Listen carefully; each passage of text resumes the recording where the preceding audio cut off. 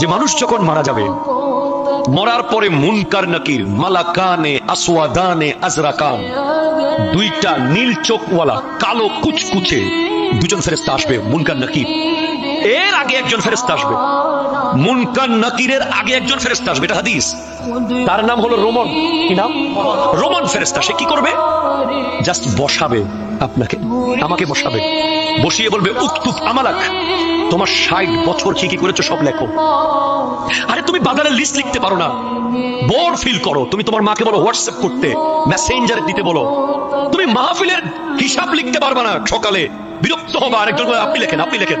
আরো অনেক ট্যালেন্ট ছাত্র আছে যারা ইউনিভার্সিটিতে 4 ঘন্টা লিখতে পারে না ধৈর্য ধরে, সেজন্য ভালো রেজাল্ট করে না, লেখার ধৈর্য থাকে না। আমরা চিটং ইউনিভার্সিটিতে পড়ার সময় 4 ঘন্টা লিখতে হতো, অনার্সে first year, second year, third year, fourth year, masters লিখেছি প্রচুর, 70-80 পৃষ্ঠা করে লিখতে হয়েছে। কিন্তু অনেক আছে লেখার ধৈর্য নাই, কিন্তু ট্যালেন্ট। কবরে আপনাকে 60 বছরের হিসাব লিখতে হবে। আপনি কি মনে করেছেন এত সহজ? 60 বছর কলম কত, কোথায় পাবেন এত? জিজ্ঞেস করবে ফেরেশতাকে, ওই মুইয়াত যাকে তোলা হয়েছে, ওই মুর্দা, ওই ব্যক্তি। ফেরেশতা কলম, হাতের আঙ্গুলকে কলম বানাও, কালি, মুখের থুথুকে কালি বানাও, কাগজ, কাফনের কাপড়কে কাগজ বানাও। আপনি জীবনে আরবি লেখেন নাই, ওখানে আরবি লেখার ক্ষমতা আল্লাহ আপনাকে দেবে।